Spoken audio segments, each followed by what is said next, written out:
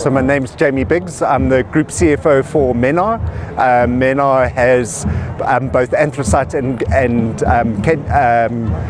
has both anthracite and coal assets based in Mpumalanga and in Gauteng, and it's all for export coal. Very excited about them, and certainly from a fuel efficiency perspective, I think that's the one part that's really interesting for us, and then to get the maintenance costs down as low as possible. So currently we use the A60s paired with the 95 ton excavators.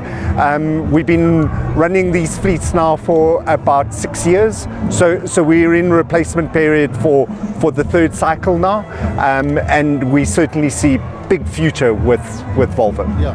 The A50 for me is the one that I'm most excited about, because we have that intermediate, and it is very it should be much cheaper for us to run in comparison to the A60. So the diff lock for us is probably the big part.